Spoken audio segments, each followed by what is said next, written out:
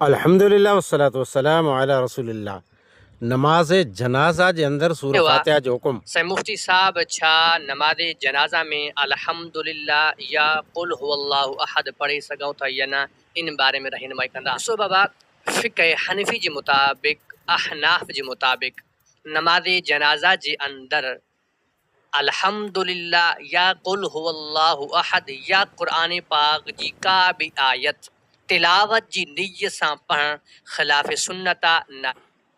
अच्छा, सूरह फातिहा जो नमाज जनाजा में हिकिड़ो हुकुम है।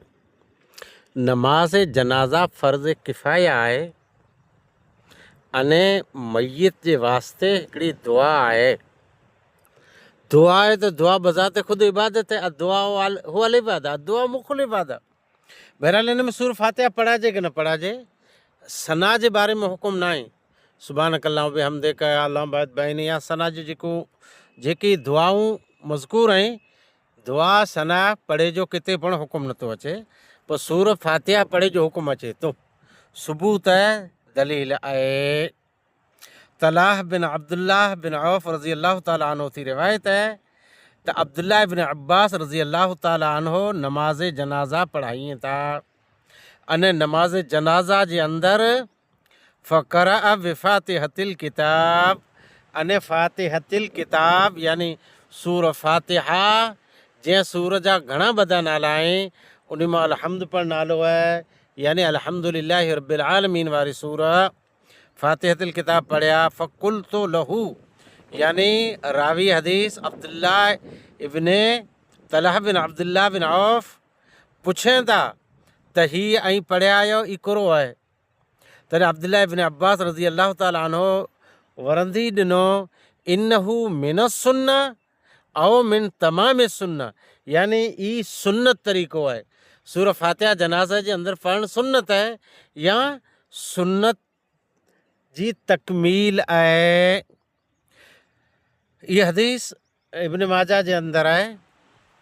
अने ॿिए पण हदीस जे कई किताबें जे अंदर मौजूद है। तिरमिज़ी जे अंदर 3956 तिरमिज़ी जी रिवायत के मुताबिक ये हदीस सही है। काल अबू ईसा यानी इमाम तिरमिज़ी रहमतुल्लाह अलैह फरमाइए था, हाजा हदीसुन हसनुन सहीउन, हदीस हसन है, सही है, यानी सूरह फातिहा जनाजे जे अंदर पढ़ण तंहिंजे बारे में। वल अमल अला हाजा इंद बाज़ अहल इल्म, बाज़ अहल इल्म जे नज़दीक अमल पण ई जे जो सूरह फातिहा जनाजे में पढ़ा भी मिन असहाब नबी ये सल्लल्लाहु अलैहि वसल्लम, सहाबा कराम थी पण साबित है। सहाबा कराम जो अमल है सूरह फातिहा, जी अब्दुल्ला बिन अब्बास साहबी रसूल है, अने उन्हीं जो अमल है। अने सहाबा कराम जे अलावा ॿिया पण यानी ताबईन वग़ैरह, अने सूरह फातिहा जनाजे जे अंदर पढ़े जो इख्तियार यानी ई कौल ऐं अमल इख्तियार कयो हुयो तकबीर तहरीमा खां बाद उन्हीं में जा इमाम शाफ़ी आई, यानी इमाम शाफ़ी रहमतुल्लाह अलैह जे नज़दीक जनाज़े में सूरह फातिहा पढ़े में अची थी। इमाम अहमद रहमतुल्लाह अलैह जे नज़दीक सूरह फातिहा पढ़े में अची थी जनाज़े में। व इसहाक व अने इसहाक रहमहुल्लाह इन जे नज़दीक अमोक चवनि था सूरह फातिहा की न पढ़ा भी जनाज़े में। अच्छा, कुरेला की न पढ़ा भी एतिरे लाइ त उहो हिकिड़ी सना आहे, अने नबीअ मथे दुरूद आहे, अने मय्यत लाइ दुआ आहे।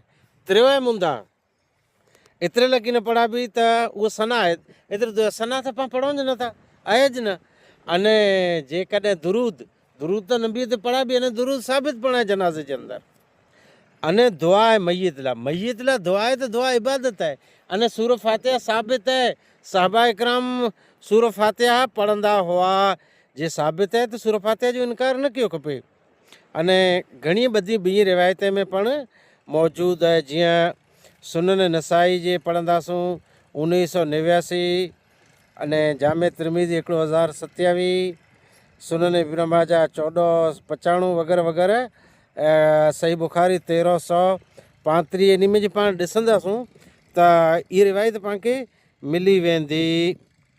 काल हसन यकरो अलतफ़ल बिफ़ातिहतिल किताब व यक़ूलु अल्लाहुम्मा जअलहु लना सलफ़न व फ़रदन व सलफ़न व अजरन।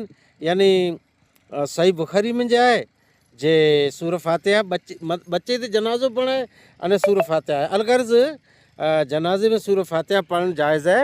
वाख़िर दवाना अल्हम्दुलिल्लाहि रब्बिल आलमीन।